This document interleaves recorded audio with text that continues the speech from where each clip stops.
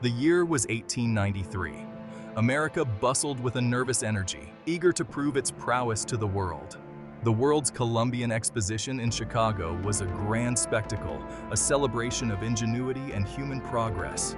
Millions flocked from around the globe seeking wonder and finding it in abundance. The fair marked America's arrival as a global power, showcasing industrial might, technological innovation, and cultural identity. It left an indelible mark on architecture, technology, and American society. Amidst the grandeur, the fair also exposed deep social and economic disparities, reflecting the complexities of the American identity.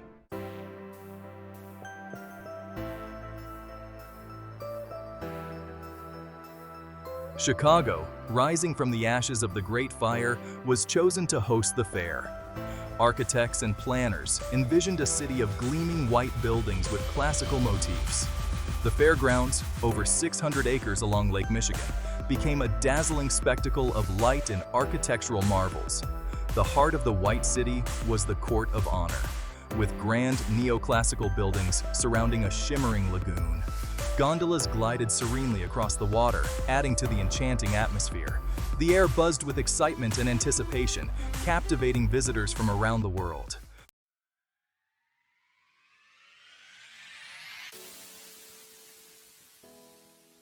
The fair showcased the latest advancements in technology and industry. Edison's electric lights illuminated the night sky, and the kinetoscope offered a glimpse into the future of entertainment. The telephone connected people across the fairgrounds, and the Ferris wheel provided breathtaking views. The fair was a cultural extravaganza, with exhibits from around the globe. It became a melting pot of cultures, expanding horizons and fostering cross-cultural exchange. The impact of the fair was profound, transforming Chicago into a modern metropolis. It captured the spirit of a nation on the rise, celebrating innovation and progress. The fair left an enduring legacy on the world of amusement and entertainment.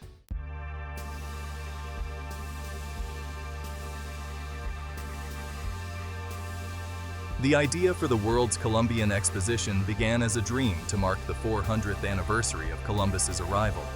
Several cities vied for the honor, but Chicago, still rebuilding from a devastating fire, won the bid. The selection committee saw in Chicago a spirit of determination that mirrored the ambitions of the fair. The challenges were immense, but the people of Chicago embraced them with unwavering enthusiasm. They transformed a stretch of marshland along Lake Michigan into a beacon of progress and innovation.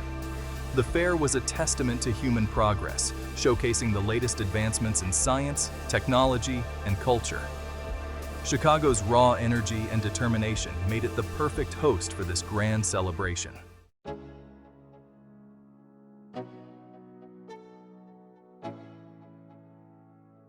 The task before them was Herculean. The marshland had to be drained, and a network of roads, sewers, and utilities built from scratch. Architects designed buildings that would captivate the world's imagination. Chicago, once ravaged by fire, was about to witness a rebirth of epic proportions. The fairgrounds, spanning over 600 acres, were divided into distinct areas, each dedicated to a specific theme or industry. The Court of Honor, overlooking the Grand Basin, served as the architectural centerpiece of the fair.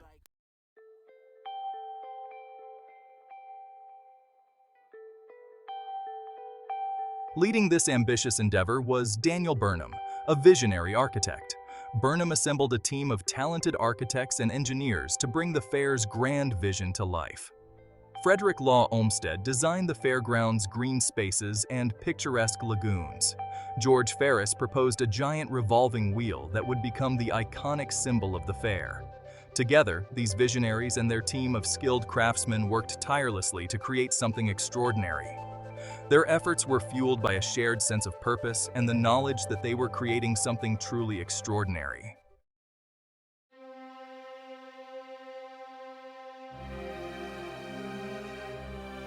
The fairgrounds were transformed into a dazzling spectacle of architectural grandeur.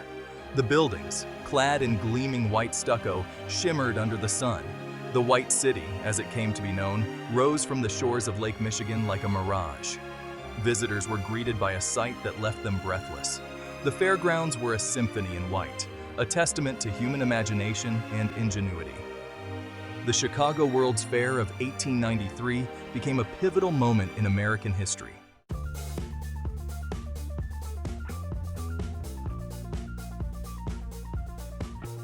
The fair showcased the latest technological marvels, with electricity taking center stage. The Palace of Electricity was bathed in the glow of thousands of incandescent bulbs. The Westinghouse Electric Company illuminated the fairgrounds with brilliance. Visitors experienced a world illuminated by electricity, leaving an indelible mark on their imaginations. The Palace of Mechanic Arts showcased a mind-boggling array of machinery. The fairgrounds buzzed with the sounds of industrial might, celebrating the nation's progress.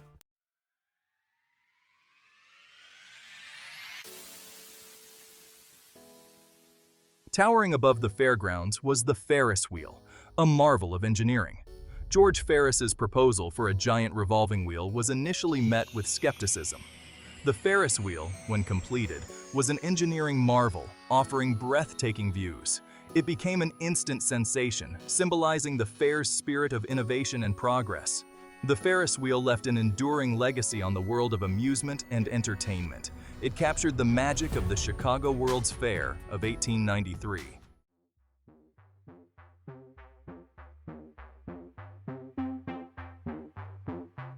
The fair was a global exposition, a gathering of nations from around the world.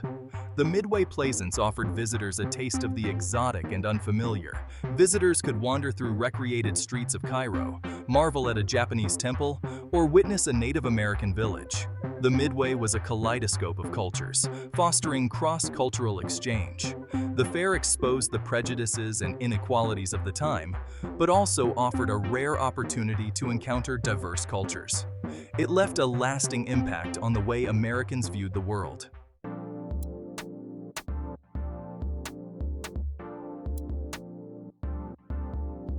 The fair was a feast for the senses, with culinary delights, architectural wonders, and new forms of entertainment. Food vendors offered a dizzying array of culinary treats, including the popular hamburger. The architecture of the fairgrounds was as diverse as the food, representing styles from around the world. Visitors could admire the intricate carvings of a Chinese pagoda, or the soaring spires of a Gothic cathedral. The fairgrounds were a testament to the diversity and richness of human creativity. As the sun set, the fairgrounds came alive with music, dance, and spectacle.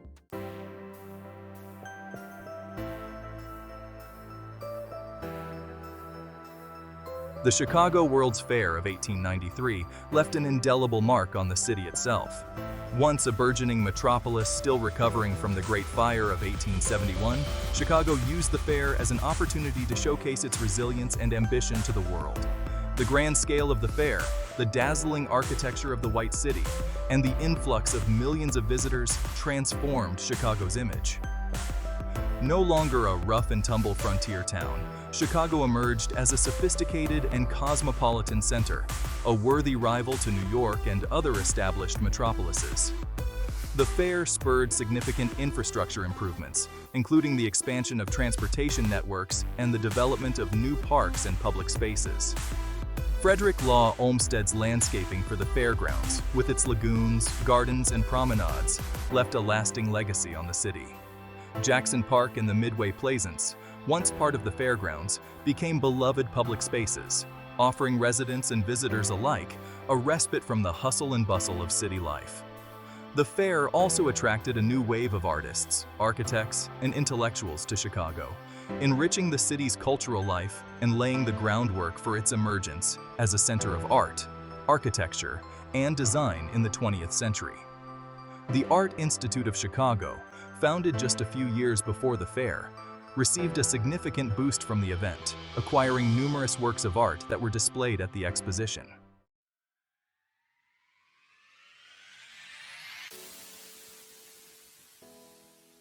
The Chicago World's Fair marked a turning point in the history of entertainment, introducing new forms of amusement and spectacle that would captivate the public imagination for decades to come. The Midway Plaisance, with its eclectic mix of amusements, exotic exhibits, and sideshows, became a model for amusement parks and World's Fairs that followed. It was on the Midway that many Americans first encountered such novelties as the Ferris wheel, the moving pictures of the kinetoscope, and the belly dancers of the streets of Cairo exhibit. The Ferris wheel, in particular, became an instant icon of modern entertainment, its towering presence a symbol of the technological innovation and daring of the age. The wheel's popularity spawned countless imitations, solidifying its place in the pantheon of amusement park rides. The kinetoscope, a precursor to the motion picture projector, offered viewers a glimpse of the future of entertainment. While the technology was still in its infancy, the kinetoscope's popularity hinted at the mass appeal that moving pictures would soon command. The Midway also showcased a variety of musical acts, from brass bands to vaudeville performers, further cementing its role as a breeding ground for popular entertainment.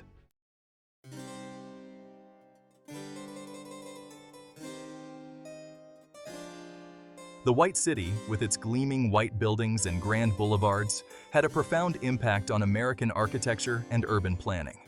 The neoclassical style of the fair's buildings, inspired by the architecture of ancient Greece and Rome, sparked a renewed interest in classical forms and ideals. Architects across the country, inspired by the elegance and grandeur of the White City, began to incorporate classical elements into their designs for public buildings, libraries, museums, and even private residences. This neoclassical revival, often referred to as the American Renaissance, left its mark on cities from coast to coast, shaping the architectural landscape of the United States for decades to come. The fair also popularized the concept of the City Beautiful movement, which advocated for the use of urban planning and design to create more aesthetically pleasing and livable cities. The movement, inspired by the harmonious layout and landscaping of the fairgrounds, promoted the creation of grand boulevards, spacious parks, and imposing civic buildings, all designed to instill a sense of civic pride and elevate the human spirit.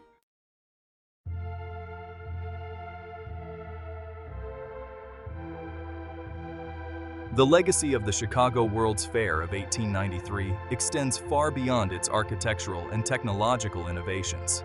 It left an enduring mark on American culture, shaping the nation's self-image and its place in the world.